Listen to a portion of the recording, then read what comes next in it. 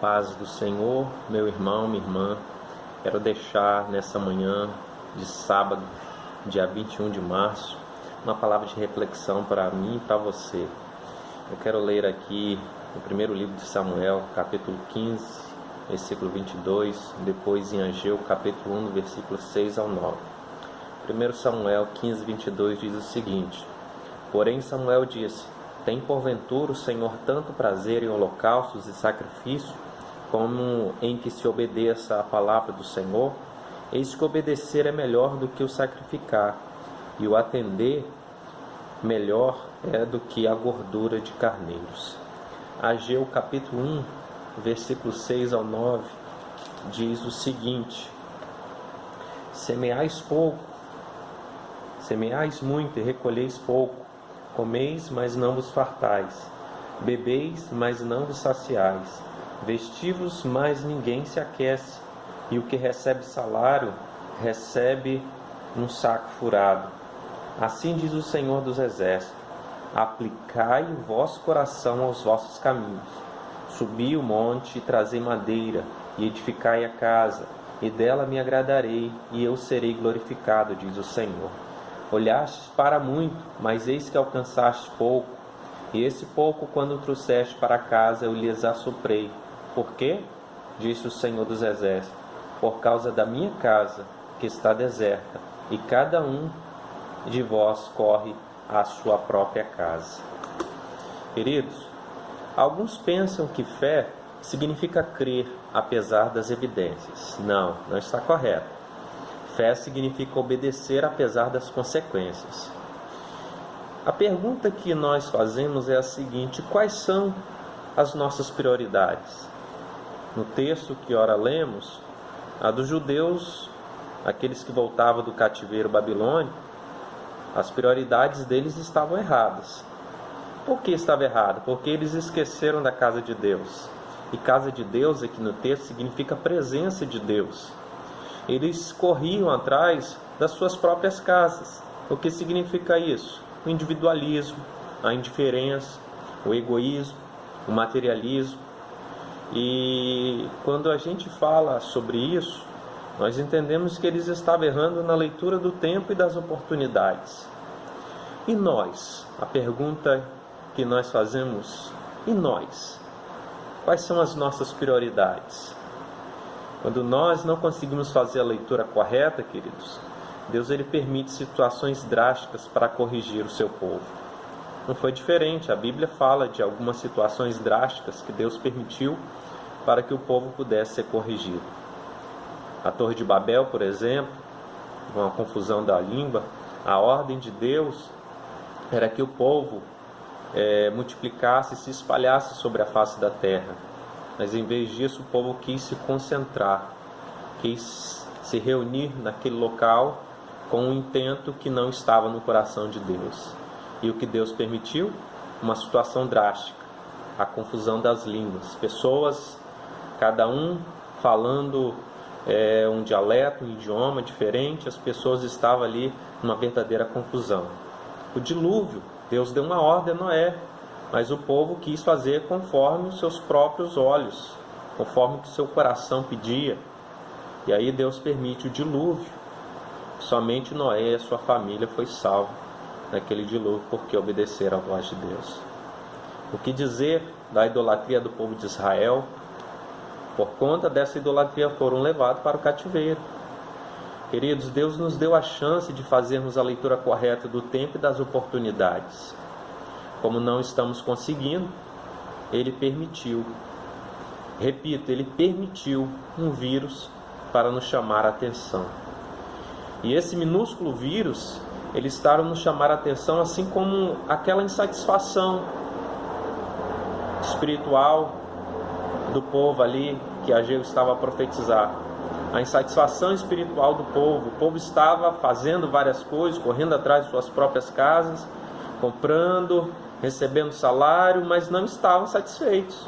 Não estavam conseguindo a satisfação que eles buscavam, que eles corriam em busca dessa satisfação, mas não estavam conseguindo. Por isso, Deus usa o profeta Ageu para que aquele povo pare Novamente, repito, pare, para que pudesse ouvir a voz do Senhor.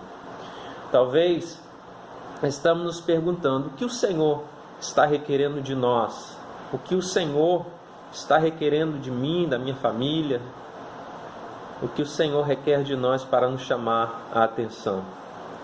E eu te respondo com outra pergunta: o que levou o povo de Israel para o cativeiro? O que fez com que o povo de Israel fosse para o cativeiro? Eu te respondo: a falta de temor.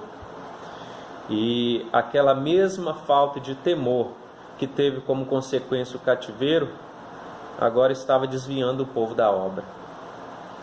E aí, vale dizer que é impossível vir a Deus sem temê-lo. É impossível temer a Deus sem obedecer.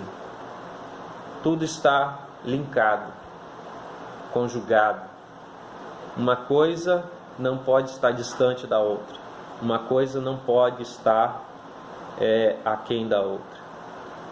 É preciso parar para dar ouvido à voz de Deus.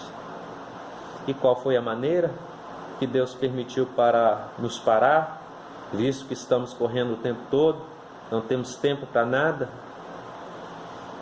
A chegada de um vírus e a determinação das autoridades com o seguinte teor: fiquem em vossas casas. O que precisamos fazer? Contra-argumentar, questionar, desobedecer? Não, querido, nada disso. Precisamos simplesmente obedecer. Talvez para muitos é difícil isso. Eu não vou mais à casa de Deus porque o templo está fechado. Queridos, simplesmente obedeça. Não argumente, não questione, não desobedeça.